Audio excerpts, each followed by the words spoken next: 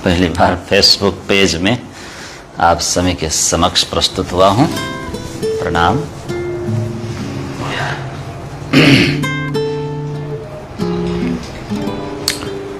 तो प्रिय सत्संगी सुंदर साथ जी, माताओं, भाइयों तथा बहनों, जीवन में एक बहुत बड़ी सच्चाई है।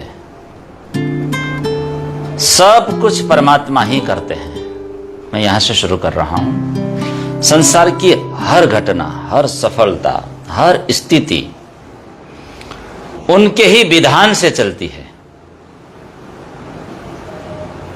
जब तक उनकी इच्छा ना हो एक पत्ता भी नहीं हिल सकता। आप सब बताएं कमेंट्स करके। तो परमात्मा की शक्ति और कृपा हमारे जीवन में जब हम चाहते हैं ना, कृपा चाहते हैं परमात्मा से, तो गुरु जी के माध्यम से प्राप्त कर सकते हैं। इसीलिए अपने जीवन में गुरु को जिसने स्वीकार किया है उसे ये अनुभव हो जाता है कि सब कुछ गुरु जी करते, ये अनुभव हो जाता है। गुरु जी केवल मार्गदर्शक नहीं हैं। कई लोग पूछते हैं क्या जरूरत है गुरु की, वे तो स्वयं परमात्मा की प्रतिरूप है, क्या जरूरत है। तुम्हारे भ्रम को मिटाते हैं, भक्ति का मार्ग दिखाते हैं और हमें धाम धनी तक, परमात्मा तक पहुंचाते हैं। गुरु ही तो पहुंचाते हैं। इसलिए तो कहा गुरुर ब्रह्मा गुरुर विष्णु गुरुर्देवो महेश्वर गुरुर साक्षात परब्रह्म तस्मै श्री गुरवे नमः। इसलिए कहा गया है कि उनकी महान महिमा है। इसका अर्थ यही है कि गुरु ही परमात्मा का, धनी का साक्षात रूप है। आवाज क्लियर आ रही है? तो गुरु जी के बिना धनी तक पहुंचना, परमात्मा तक पहुंचना असंभव है। आज ही मुझे किसी ने कहा क्या जरूरत है, हमारी सुरक्षा, हमारी भक्ति, हमारी सफलता, हमारी शांति, शक्ति, सहारा सब उनकी ही चरणों की कृपा से है। ये मत भूलना। बोलिए श्री सदगुरु महाराज की ये जयकारा भी मत भूलना। इसीलिए अपने गुरु को कभी ना भूलें। मैं प्रेम से ही समझाऊंगा ऐसे लोगों को। उनके चरणों में समर्पित होकर जीवन जिए, यही तो जीवन का सार है। जो मनुष्य अपने गुरु के चरणों में समर्पित होकर जीवन जीता है ना, उनकी क्या कहना, उनकी वाणी को जब मानता है ना, फिर जीवन कभी अधूरा ही नहीं रहता। जाओ अब पुराण में जाइए, पुराणों को देख लीजिए, इतिहास उठाइए, इतिहास को देख लीजिए। ध्रुव जी ने नारद जी की आज्ञा मानकर अटल भक्ति की और उन्हें आज अमर स्थान मिला। प्रहलाद जी ने कठिन परिस्थितियों में भी गुरु की आज्ञा वाणी नहीं छोड़ी। परिणाम स्वरूप नारायण खुद उनके सामने प्रकट हो गए। उनके सामने नारायण प्रकट हो गए, भगवान प्रकट हो गए। एकलव्य ने तो द्रोणाचार्य की मूर्ति दूर रहकर बना करके समर्पित भाव से गुरु को माना और अद्भुत वो कौशल प्राप्त हुआ उनको।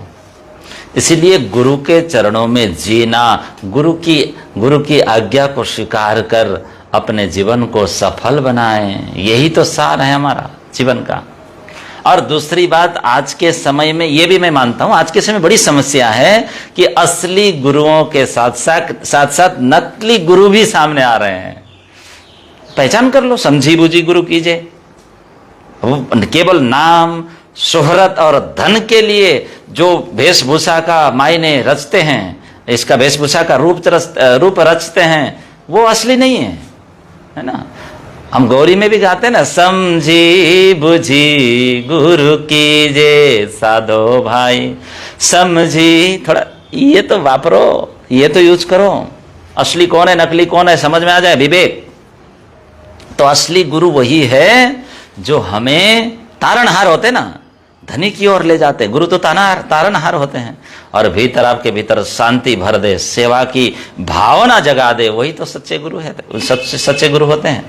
और वो खुद भी सादगी से भरा जीवन जीते हैं, साधनामय जीवन जीते हैं। और नकली गुरु तो वो ढोंग करते, पाखंड करते हैं, पैसे में फंसे रहते हैं। पैसा लाओ, नोट, स्वार्थ के लिए लोगों को भ्रमित करना इनका काम है। इसीलिए गुरु बनाते समय आंख बंद करके किसी को न माने, खबरदार। समझी बुझी गुरु कीजिए। गुरु को परखें, किससे? जीवन से परखना है, उनके आचरण से परखना है, उनकी भक्ति से परखना है, उनके ज्ञान से परखना है। लेकिन एक बात याद रखिए सुंदर प्रसाद जी, भक्तों सज्जनों जो भी सुन, सच्चा कोई गुरु होगा ना, सच्चा, सच्चे की बात कर रहा हूं, वो कभी भी अपने लिए नहीं जीता, नहीं जीता, नहीं जीता। वो हमेशा दो औरों के लिए, भक्तों के लिए, सुंदर साथ लिए, समाज के लिए जीता है। ये ही सच्चा गुरु है। प्राण में हो या दूसरे संप्रदाय में भी हो, सच्चा गुरु मिल जाएंगे तो आप नकली गुरु से तभी बच पाएंगे। नकली गुरु विवेक नहीं दे सकते, असली गुरु विवेक दे सकते हैं, तभी आप नकली गुरु से बच पाएंगे। लेकिन वही बात, समझी बुझी निरखी परखी यह तो सौदा परम अमोलक। ये नवरंग भाई वासना मुकुंदास जी ने कहा, निरखी परखी मतलब गुरु बनाने में आप जल्दीबाजी ना करो। ये मैं नहीं कह रहा हूं, मुकुंदास जी कह रहे हैं। पहले उनके आचरण, उनके जीवन, उनकी भक्ति और उनकी सच्चाई को पहले परख लीजिए, फिर उनने अपना गुरु माने। फिर एक बार मान गए तो मान गए, क्योंकि यह तो सौदा परम अमोलक, अमोलक सौदा। ये सौदा का मतलब ये बाजार का लेन देन नहीं है, ये जीवन का सबसे बड़ा लेन देन है।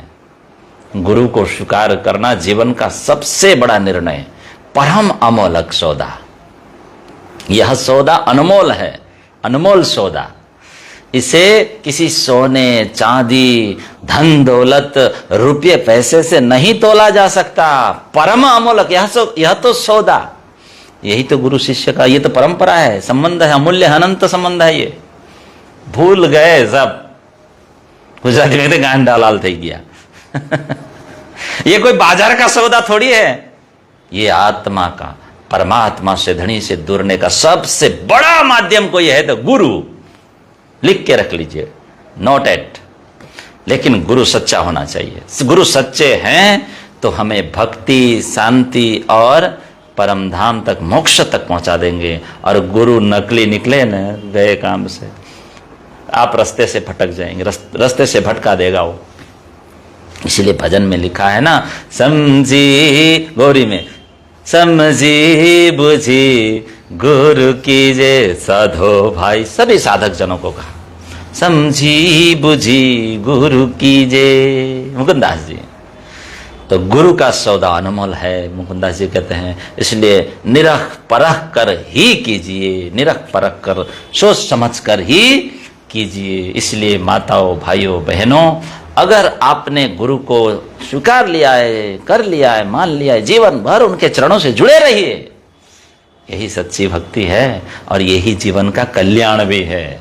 इसलिए गुरु के चरणों में अडिग रहिए, दृढ़ रहिए, तपस्यारत रहिए। गुरु बदलते मत रहिए, जीवन डगमगा जाएगा देखना। एक ही गुरु के चरणों में टिके रहिए, जैसे जयराम भाई कंसरा टिके रहे। आपका कल्याण निश्चित हो जाता है, फिर मेरा कल्याण निश्चित हो जाता है। मैं एक ही गुरु के चरणों में टिके रहे, है ना। तो सभी सत्संगी साथियों, मैं अपनी वाणी को यहीं विराम देता हूं। आज पहली बार इस फेसबुक पेज पर मैं आया हूं। हाँ? आप सबका कर्तव्य है इस धर्ममय पेज को फॉलो करें और इस प्रवचन को दूसरों तक भी पहुंचाएं, क्योंकि धर्म की बातें जितनी आगे बढ़ेगी, बोलो बोलो, उतना समाज में प्रकाश और शांति फैलेगी, है कि नहीं? हाँ, अब देखते हैं कि आपके हाथ में है, इस कार्य में आप कितनी ऊंचाई प्राप्त करते, देखते क्या होता है आगे। अंत में आप सभी को मेरा प्रणाम। कल फिर मिलेंगे, फिर नई वाणी, नई संदेश के साथ। धन्यवाद, प्रणाम।